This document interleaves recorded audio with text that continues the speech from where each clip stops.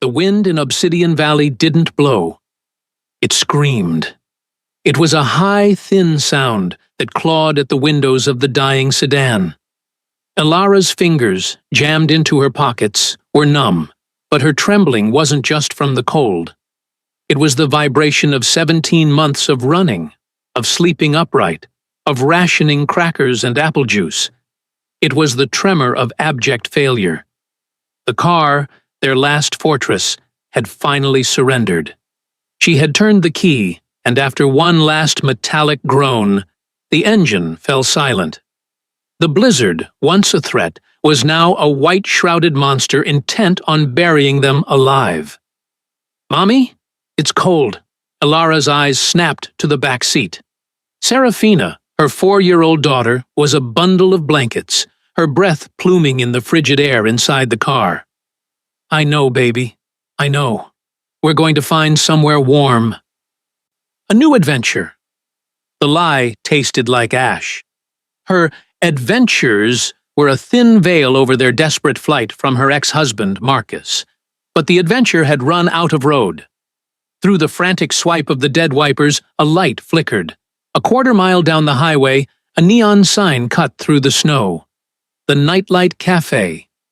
24 hours. It was their only chance. "Okay, Sarah, we're going to make a run for it," Ilara said, her voice strained with a grotesque cheerfulness. "Wrap your scarf tight. Don't let go of my hand." Stepping out of the car was like being punched in the chest. The wind stole her breath, plastering her jeans to her legs, the snow already ankle-deep. She hauled Sarah into her arms, the child's weight a familiar, agonizing ache. Ilara bowed her head against the icy shrapnel and pushed forward. The quarter-mile walk felt like crossing an Arctic tundra. Her lungs were burning as they finally reached the entrance. A small bell tinkled. The wave of warmth that hit them was so sudden it was almost violent, smelling of burnt coffee, hot grease, and stale smoke. The most beautiful smell in the world. The diner was nearly empty. 2 truckers hunched over coffee at the counter, and a weary-looking waitress who glanced through them without really seeing them. They were ghosts. People had been looking through them for a long time. Ilara had $3.16. Not enough for a meal, not even hot chocolate. But maybe, she prayed, enough to rent a few minutes of warmth.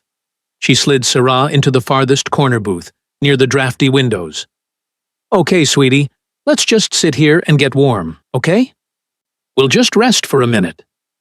Sarah nodded, her little nose red, her eyes scanning the room. Ilara tried to rub some life back into her daughter's hands, her own heart hammering a rhythm of shame against her ribs. She was pretending to read the laminated menu, her mind racing with impossible calculations, when she realized Sarah had gone completely still. "Sarah? Baby, what is it?" Sarah didn't answer. Her gaze was fixed, locked onto the darkest corner of the diner, a booth even more shadowed than their own. A man sat there. Ilara hadn't even noticed him. He was preternaturally still, a statue carved from shadow. He looked, from what Ilara could tell, utterly out of place. This was a land of flannel shirts. He was dressed in a dark, impeccably tailored wool coat. His profile was sharp, aristocratic. His skin, even in the diner's jaundiced light, seemed pale as porcelain. His hair was jet black, tied back from a face that was devastatingly beautiful and utterly devoid of emotion. He looked, Ilara thought with a strange, cold flicker, like a fallen angel. He was alone, a cup of black coffee untouched before him. But next to it, bizarrely, sat a full, steaming, Grand Slam breakfast. Pancakes, bacon, eggs. He hadn't touched it. He was just staring out the window at the swirling void of white. Then Ilara understood. Sarah wasn't staring at the man. She was staring at his plate. She was staring at the food with a primal, desperate intensity that hollowed Ilara out. It was the gaze of hunger, a look no child should ever possess. Mortification, hot and total, flooded Ilara's body. It was worse than the cold, worse than the fear of Marcus. It was the shame of being seen, of having her failure, her inability to feed her child, laid bare in a greasy spoon diner. "Sarah, no, stop staring," she whispered, her voice cracking. She tugged frantically on her daughter's arm. "Come on, we're leaving, now." She fumbled to pull Sarah out of the booth, grabbing their single wet backpack. She kept her head down, her hair falling around her face, praying to slip out unnoticed. She was halfway to the door, her hand on the cold metal push bar, when a voice stopped her. "Wait." It wasn't loud. It was soft, a rich baritone with a strange, unplaceable accent, but it cut through the diner's hum like a razor. Ilara froze, her back to him. "The storm is getting worse," the voice said. It was closer now. She hadn't heard him move. She turned, slow as a nightmare. He was there, standing by her table. He was tall, casting a long shadow that seemed to drink the diner's light. Up close, his stillness was even more unnerving. His eyes, she saw now, were the color of obsidian, and they held an ancient, bottomless sadness that startled her. We're fine," Ilara stammered, pulling Sarah behind her leg. "We were just leaving." "Leaving to go where?" His gaze drifted to the window, then back to her. "Your car?" He tilted his head, as if listening to something she couldn't hear. "The engine is frozen. It will not start again tonight." Ilara's blood ran cold. How do you know that?" "I know," he said simply. His eyes moved from her soaked boots to Sarah. "You cannot go back out there. You will not survive until morning." "What do you want?" Ilara snapped, fear making her voice sharp. She was tired of pity. "I am offering shelter," the man said. The word sounded strange on his tongue. "I have an estate nearby. There is a guest house. It is warm. It is empty. You and your daughter can stay there until the storm passes." Ilara stared at him, her mind screaming. No, never. A stranger. A rich, strange man in the middle of nowhere. This is how women like me disappear. "No, thank you," she said, her voice tight. We'll call someone." "Will you?" His eyes held hers, and she felt stripped bare, as if he could see every lie, every desperate bluff. "You have no one to call. You are running from someone. That is why you are here, in this valley, in a blizzard. It is not pity I am offering, madam. It is a practical solution to a fatal problem." He was right. He was right about all of it. And that terrified her. She looked down at Sarah. Her daughter's face was blue-tinged with cold. Her small body was shivering violently. If they went back to that car, they would be frozen by dawn. This man was offering a fire. What if the fire was more dangerous than the ice? As if sensing her hesitation, the man knelt. He didn't get all the way down, but bent in a motion of impossible grace, bringing himself closer to Sarah's eye level. He did not smile. "Hello, Serafina," he said, his voice softening just a fraction. Ilara's heart stopped. I didn't tell you her name." "You said it when you sat down," he replied smoothly. "It's a beautiful name. I have a house with a very warm bed and hot chocolate. Would you like that?" Sarah, who had been silent and afraid, looked at this strange, beautiful man. She looked at his dark eyes, and then, with the profound, unerring instinct of a child, she gave a single, tiny nod. That nod broke Ilara's resolve. "Okay," Ilara whispered, the word a puff of white air. The man rose. "My name is Alaric. Gather your things."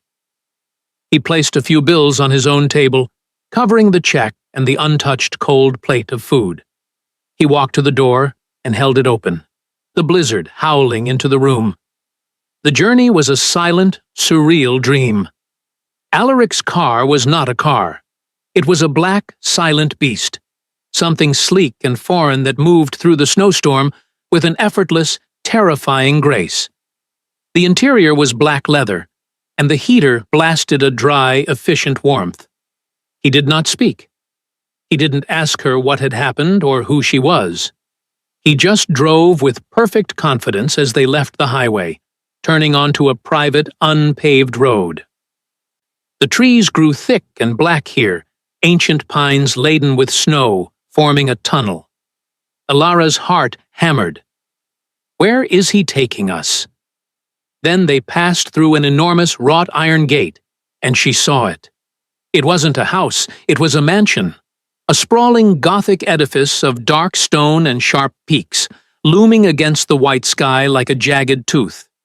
It was dark, save for a single yellow light in a high turret. It looked old, centuries old. Ilara's breath hitched, but Alaric drove past the intimidating main house, following a smaller path that led to a clearing tucked behind a stand of fir trees. There sat a small, modern cabin. It was all glass and warm cedar, glowing with light from within. It was the complete opposite of the stone monster on the hill. He pulled the car to a stop. This is it. He led them to the door, producing a key. The door opened into a single, large room that was a haven. A fire was already crackling in a modern fireplace. A small, perfect kitchen lined one wall. A large, soft bed dominated the other, piled high with quilts. The pantry is stocked, Alaric said, his voice echoing slightly in the warm space. The refrigerator as well. The water is hot. There are clothes in the closet. They should fit. Ilara turned to him, stunned into silence. The place was prepared. I don't understand. Why are you doing this? Alaric stood in the doorway, the cold blue light of the storm framing him. He looked at her, his obsidian eyes unreadable. You asked me that before. He paused, and for a fleeting second, the mask of cold detachment slipped. Ilara saw a flash of something so profound, so ancient, a grief that dwarfed her own, that she instinctively took a step back. Let us just say, he said, his voice barely a whisper, that I know what it is to be cold, and I know what it is to lose everything you love to it. He placed the key on the small table by the door. You will be safe here. No one will find you. Lock the door behind me.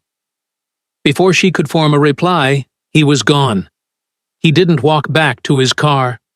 He just stepped back into the blizzard, a dark figure moving with impossible speed, and was swallowed by the snow, vanishing in the direction of the great dark house on the hill. Ilara stared into the swirling white for a full minute before her trembling hand reached out and slammed the deadbolt home. The click of the lock was the loudest sound she had ever heard. For a moment, there was only the sound of the wind outside and the crackle of the fire within.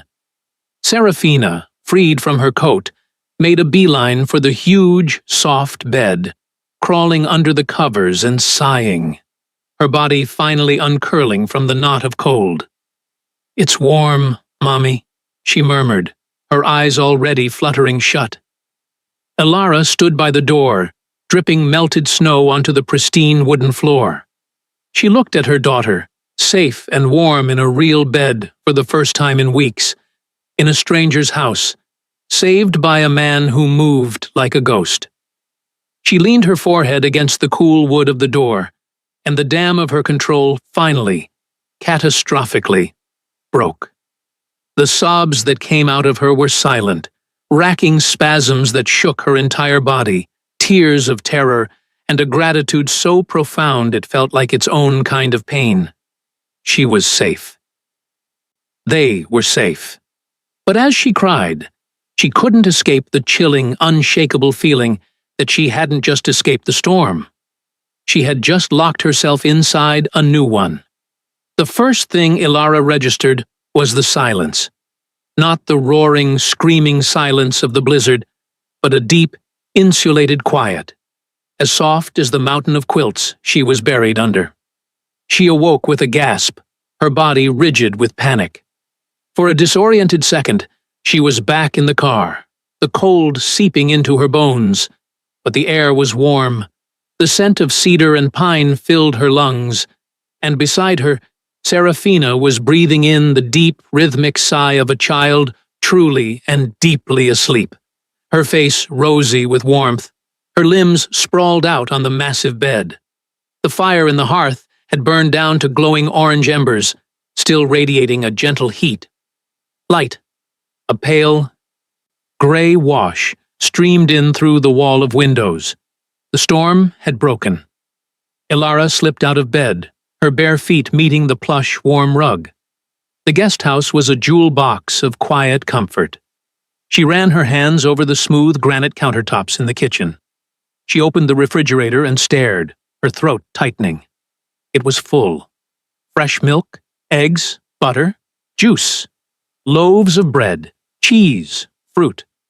The pantry was the same: pasta, soups, crackers, and on the counter, a bag of marshmallows and 3 tins of hot chocolate. She moved to the closet by the door. Her hand paused on the handle, a new, cold dread replacing the old.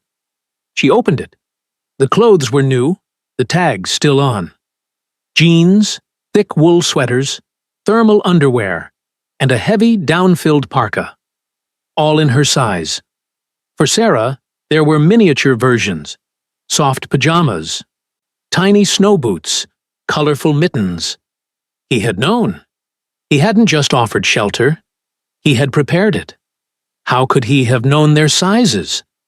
How could he have known they had nothing? She walked to the window, her heart a cold stone in her chest. Outside, the world was transformed, buried under a pristine, 3-foot blanket of white. The sky was a pale, bruised lavender. The ancient pines were heavy with snow, their branches sweeping the ground. It was beautiful, sterile, and utterly isolating. And there, up on the hill, she saw it clearly for the first time. The mansion. It was a magnificent, terrible thing, a fortress of black stone and Gothic spires. It commanded the valley, looking less like a home and more like an open wound in the mountainside. No lights burned in its windows. No smoke rose from its many chimneys. It looked as cold and dead as the man who had brought them there. Alaric was nowhere to be seen. Days began to bleed into one another, marked only by the rising and setting of the winter sun. It was a life of surreal suspension. Elara and Sarah lived in their warm, glowing cabin, a bubble of domesticity against a silent Arctic backdrop. Sarah, untroubled by the strangeness, blossomed. She was finally warm, finally full. She spent hours by the fire with a new box of crayons and a drawing pad Alaric had left on their porch the second morning. She played in the snow just outside the door, building lopsided snowmen and making angels. She was a child again. Elara's gratitude was a physical ache, but her fear sharpened into a needle-pointed vigilance. Alaric was a creature of the dusk. He never, ever appeared during the day. The sun would begin its descent, painting the snow in shades of pink and blood orange, and only then would he materialize. There would be a soft, formal knock on their door. Elara would open it, her heart leaping into her throat every time. He would be standing on the porch, a tall, dark silhouette against the twilight, the cold air rolling off him in visible waves. He never came inside. "Do you require anything?" he would ask, his voice that same soft baritone. "No, we're fine, thank you," she would reply. He would nod, his obsidian eyes scanning the room, lingering for a fraction of a second on Sarah. Then he would place his offering on the porch, a bag of groceries, a new set of logs for the fire. Once, a small, beautifully illustrated book of fairy tales for Sarah. One evening, as she reached for the bag of books he offered, her fingers brushed his.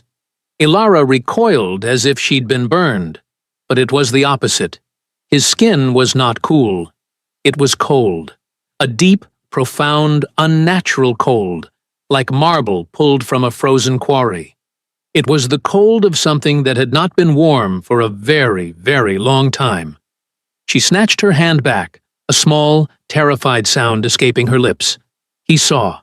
His eyes, unreadable before, darkened with something she couldn't place. Sadness? Resignation? He didn't comment. He simply gave a slight, stiff bow and turned, disappearing into the encroaching darkness before his feet seemed to make a single sound in the snow. Ilara locked the door, leaning against it, her hand pressed to her racing heart. He wasn't human. She knew it. She had known it in the diner, known it in the car. This was just the proof. But what was he? She knew they couldn't stay. This was a fragile, terrifying dream, and it had to end. The car was their only way out. On the fourth day, the sun shining with a weak, watery light, Ilara took a shovel from the guest house porch and began the back-breaking work of digging out the sedan. It took hours. By the time she had cleared the snow, she was sweating despite the cold, her muscles screaming. She climbed into the driver's seat, her hands trembling, and turned the key. Nothing. Just a dull, hopeless click. She tried again and again, slamming her fist against the steering wheel as tears of frustration welled. No! No! No! No! Come on! She got out and kicked the tire, a pathetic, useless gesture. She was trapped. Trapped by the snow, by her broken-down car, and by the charity of a man who felt like a beautiful, frozen corpse. She was still slumped against the hood, defeated, when the sun touched the mountains. "It is not the engine!" She jumped, spinning around. Alaric was there, standing 10 feet away, a dark coat draped over his shoulders, his pale face luminous in the twilight. He had made no sound. "You startled me," she breathed, clutching her chest. "My apologies." He moved toward the car, his gaze clinical. He didn't fumble with the hood latch, he just seemed to know where it was, opening it with one fluid motion. He studied the silent, frozen block of metal for only a moment. "It is not the engine," he repeated. "The battery is dead, yes, but that is not the primary issue. Look!" He gestured to the front driver's side wheel. Ilara knelt, but it was dark, and she couldn't see. I don't... One moment." Alaric placed his hands on the front bumper, and he lifted. Ilara's mind went blank. He wasn't straining. He wasn't groaning. With no more effort than it would take her to pick up Sarah, he lifted the entire front end of the sedan a foot off the ground, the metal groaning in protest. He held it there, perfectly steady. "The axle," he said, his voice completely level. "It is fractured. You must have hit a rock coming into the valley." Ilara couldn't speak.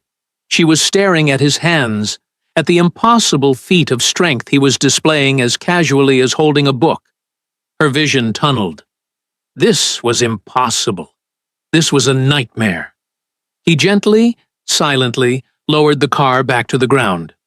How did you do that?" she whispered, her voice shaking.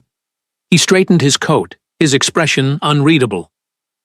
"The cold makes the metal brittle, and I am stronger than I appear." He looked at her, and his gaze was a warning. "Do not ask again. It is useless. I will need to procure a new part." "Procure?" Ilara said, dazed. "From where? There's nothing for 50 miles. "Leave that to me," he said. He turned to go. "Wait!" The cry was not from Ilara. It was from the porch of the guest house. Sarah stood there, mittenless, holding a piece of paper. "Wait, Mr. Alaric!" Alaric froze. He turned back, his body language stiff, as if braced for a blow. Sarah, unbound by the fear that paralyzed her mother, ran through the snow, her small boots crunching. She stopped just short of him, her face bright with innocent pride. She held up the drawing. "This is for you," she said. Ilara moved closer, her heart in her throat. The drawing was in bright, waxy crayon. It showed 3 stick figures. One was small, with yellow hair, Sarah. One was taller, with brown hair, Ilara. And one was a very tall, black stick figure, standing beside them. They were all holding hands in front of the Sparkle House, the guest house, while the big black castle loomed on the hill behind them. Alaric did not move. He just stared at the drawing in her tiny, outstretched hand. Ilara watched as his mask didn't just crack, it shattered. She saw his throat work as he swallowed. His pale, beautiful face contorted for one agonizing second, a spasm of such profound, ancient grief that Ilara felt its echo in her own chest. It was the look of a man seeing a ghost, a man who had just had a wound centuries old, torn open. Slowly, his hand, gloved in black leather, rose and took the paper. His fingers trembled. "Thank you, Serafina," he whispered. The word was rough, broken. He didn't look at Ilara. He just clutched the drawing and turned, moving with that impossible, inhuman speed, and was gone, a phantom dissolving into the deep blue of the woods. That night, Ilara put Sarah to bed, her mind a whirlwind of impossible images. A car being lifted, a man's face broken by a child's drawing, the feeling of marble-cold skin.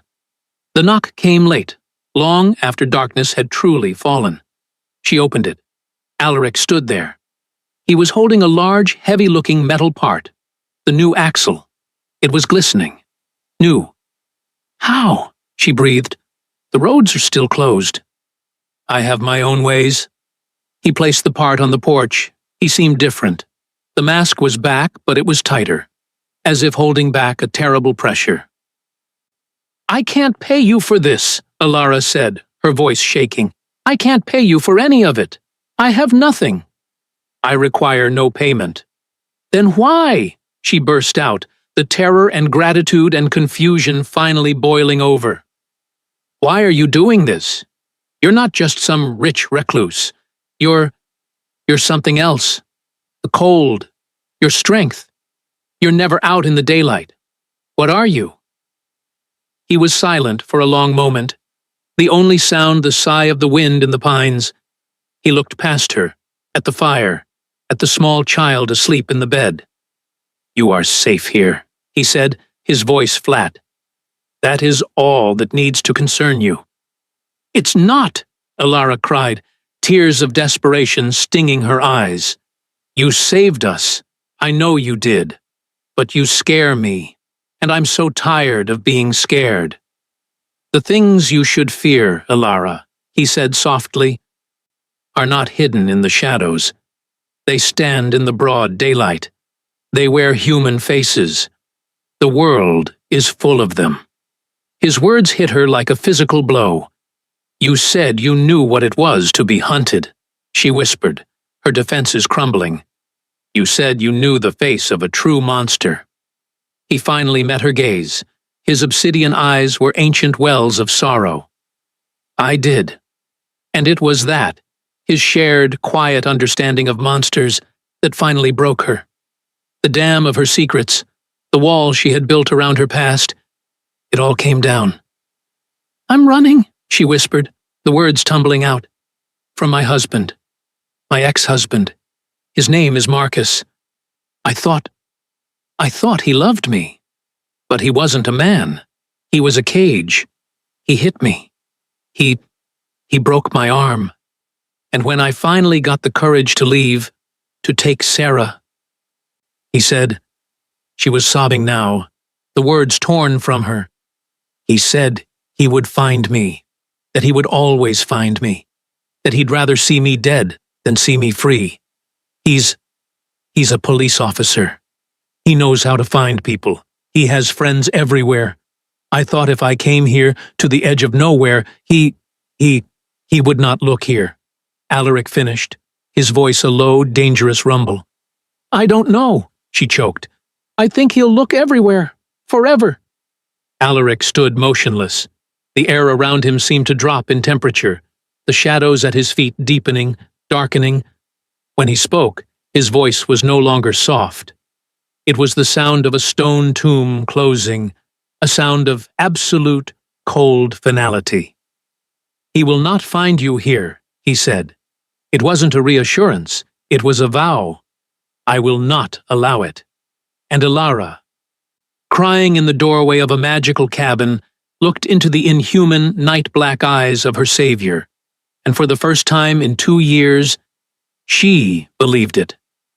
Hundreds of miles away, in a brightly lit police precinct in Olympia, Marcus hung up the phone.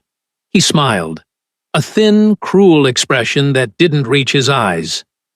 A gas station attendant in a tiny town bordering the Obsidian Valley wilderness had just confirmed it.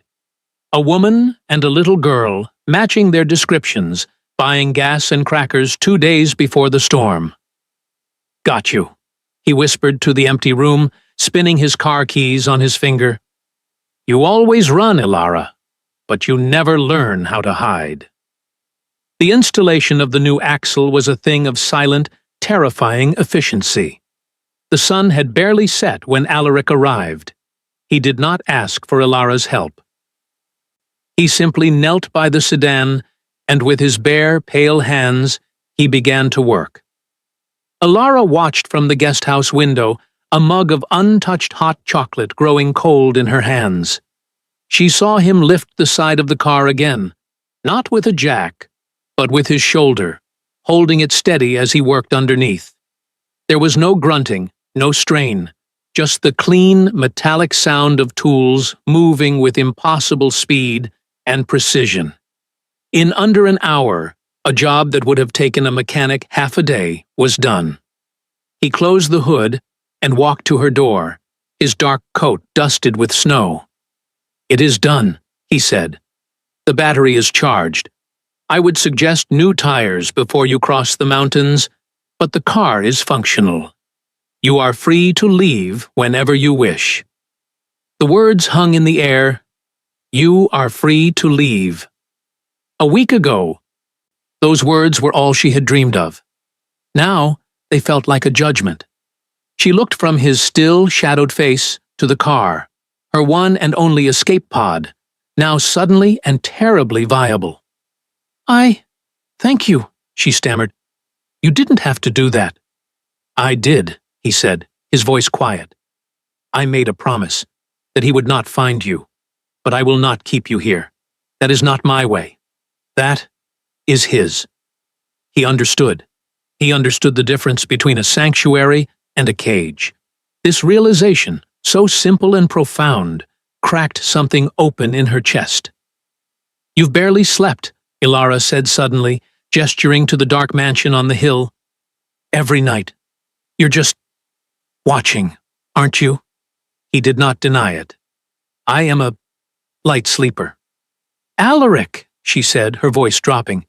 "What happened to you? You told me you lost everything to the cold. Was it a person?" He looked away, his gaze fixed on the black skeletal trees lining the estate. The silence stretched, filled only by the whisper of the wind. "It was a long time ago," he said, his voice so low she had to strain to hear it. "I had a family, a companion. We lived in a different time, a different world. But that world was like this one in many ways. It was full of fear, full of men who saw anything different as a threat." He paused, and the grief she had seen in the diner returned, a palpable, crushing force. "They came in the daylight, with fire, and with judgment. They believed we were the monsters. They did not see the monstrosity in their own hands, in their own hearts." He closed his eyes. "I lost them all. I was the only one who survived.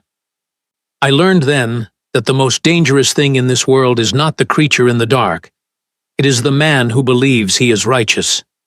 He turned to leave, a solitary, tragic figure. "Alaric, wait," she said, stepping out onto the porch.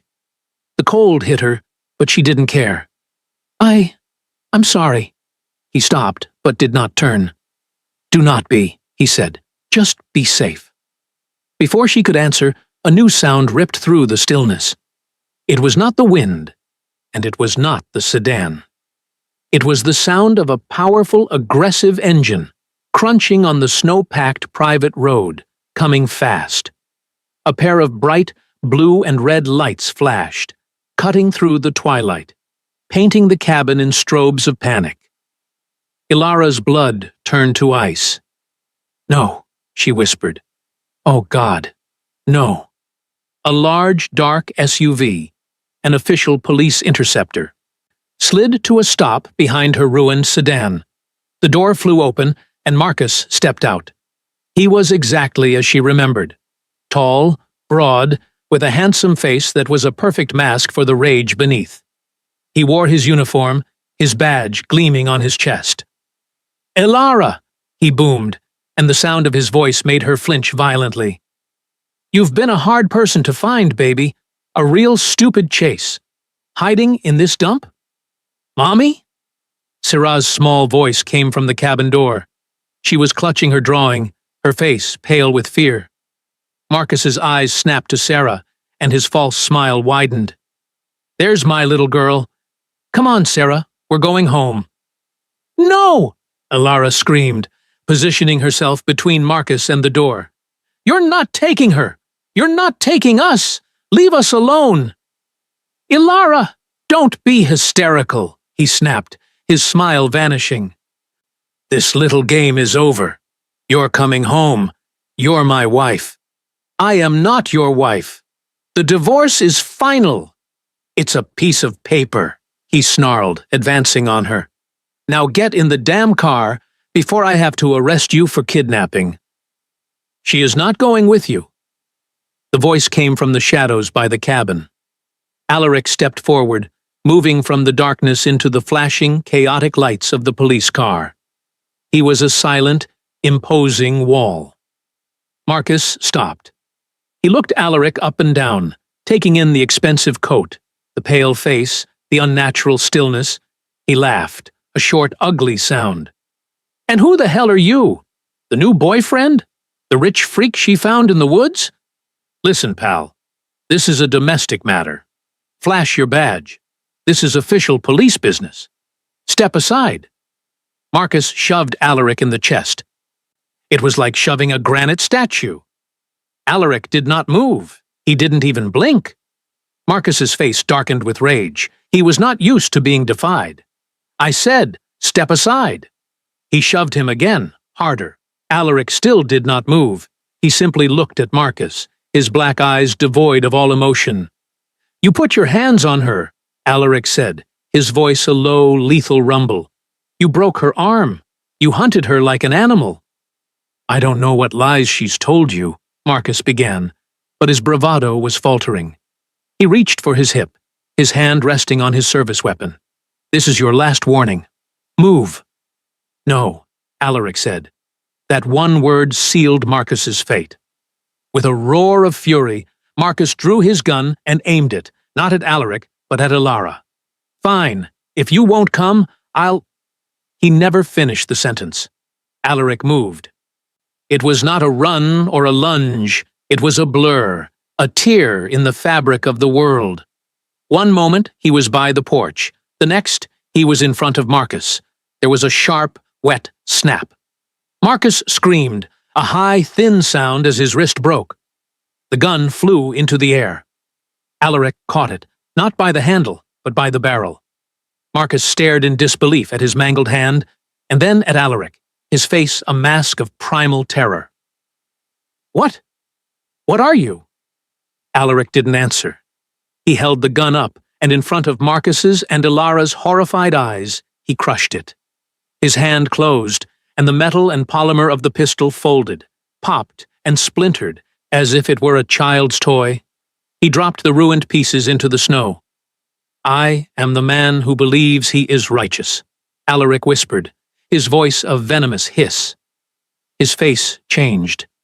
Ilara watched, frozen, as the man she knew dissolved. His obsidian eyes bled into a deep, luminous crimson. His lips peeled back from his teeth, revealing canines that were no longer human, but long, sharp, and curved. He was beautiful, and he was a nightmare. "You are a true monster," Alaric snarled. He seized Marcus by the throat, his arm rigid, lifting the larger man clean off the ground and slamming him against the side of his own SUV. The metal buckled with the impact. Marcus clawed at the iron grip, his feet kicking uselessly, his face turning a deep, desperate purple. He was dying. "Alaric, stop!" Elara ran forward, slipping in the snow, her own fear forgotten, replaced by a different, sharper horror. "Please, don't kill him. Don't do this. You'll be just like him." Alaric's head snapped toward her. His face was a mask of predatory fury. His red eyes burning. He was a king. He was a vampire. He was the most terrifying thing she had ever seen. He looked at her, then at Sarah, who was sobbing on the porch. The rage in his eyes warred with something else. The crimson light flickered, and the killing intent receded. With a final snarl of disgust, he did not drop Marcus. He held him, lowering him just enough for their eyes to meet. "You will forget," Alaric commanded, his voice a sibilant, hypnotic power that cut straight to the bone. "You will leave this valley. You will forget Elara. You will forget Serafina. You will never search for them again. The very thought of them will fill you with a pain you cannot bear. You will flee, and you will never, ever return. Now, go." He released his grip. Marcus collapsed to the snow, gasping, choking. His eyes glazed and utterly empty. He stumbled to his feet, looked at Alaric with a blank animalistic terror, scrambled into his SUV, and tore down the road, his tires spinning, vanishing into the night. Silence fell, heavy and absolute, broken only by Sarah's quiet sobs. Elara was left in the snow, staring at the man who had just saved her life. He stood motionless, his fangs still descended, his red eyes slowly fading back to black. The cold air plumed around his pale face. He did not look at her. He looked at the ground, at the crushed gun. "You saw," he stated, his voice hollow. "Now you know." He looked up, and she saw no monster. She saw only the ancient, profound sadness from the diner. The shame. He was waiting for her to scream, to run, to look at him with the same terror Marcus had. Elara walked toward him, her legs shaking. She stopped just a few feet away. She looked at the crushed metal in the snow, at the dent in the SUV, at his pale, beautiful, terrifying face. She should have been afraid. Her body was screaming with adrenaline, but the only real terror she felt was the fading, sour echo of Marcus's voice. This creature, this vampire, this king, had not hurt her. He had not threatened her. He had fed her child. He had fixed her car. He had listened to her story. He had shielded her, and when given the choice, he had shown mercy. "You told me," she whispered, her voice trembling, "that the most dangerous thing is a man who believes he is righteous. You were right. I've been afraid of the wrong things my entire life. I was afraid of the dark, of shadows, of stories. I never realized that the real monsters, they looked just like everyone else." She took another step, her hand outstretched. "He looked human, but he was the monster. You—" She paused, her fingers just inches from his arm. "You are the one who saved us." Alaric looked at her, his composure breaking, his eyes wide with a disbelief that was centuries old. Slowly, so slowly, he raised his own cold hand. He didn't take hers, he simply let her take his. The spring in Obsidian Valley was a sudden, violent explosion of life. Snow melted, rivers swelled, and the world turned a vibrant, impossible green. Months had passed. The guest house was still their home, but it was no longer a refuge. It was just home. Ilara sat on the porch, watching Sarah, her hair now long, planting a row of bright yellow daffodils along the walkway. She was chattering happily to herself. The front door of the main house opened. Alaric stepped out into the soft, late afternoon sunlight. It did not burn him, she had learned, though it pained him, sapping his strength, which was why he preferred the night. But he had begun to endure it, for short moments. For them. He walked to the porch and sat beside Ilara, his stillness a familiar comfort. "She is teaching me about flowers," Ilara said, a quiet smile on her face. "She says the world was just sleeping, and now it's waking up." "She is a wise child," Alaric said, his voice soft. He looked at Ilara. The lines of ancient grief on his face softened, replaced by a quiet, fragile peace. "You could have left. The car was fixed. The roads were clear." "I know," Ilara said. She turned and took his hand. It was still cold, but it no longer bothered her. It was just his. "I spent my whole life being taught what to fear. I was taught that different is dangerous, that darkness is evil, that kindness always has a price. But I've learned that's not true." She looked at him, her gaze clear and steady. "True monstrosity isn't about fangs, or strength, or living in the shadows. It's a choice. It's what you do with your power. It's the cruelty you inflict, the pain you cause because you can." She squeezed his hand. "And true humanity. It isn't about being human. It's a choice, too. It's the kindness you give, even when you have every reason not to. It's about protecting those who need it." Alaric looked at their joined hands, then at Sarah. The little girl, seeing him, beamed and ran over, a muddy daffodil clutched in her hand. "For you, Mr. Rick," she chirped, holding it up. He stiffened, as he always did at her spontaneous affection, but he did not pull away. He accepted the flower, his long, pale fingers dwarfing the small, bright bloom. "Thank you, Serafina," he murmured. Sarah giggled and ran back to her garden.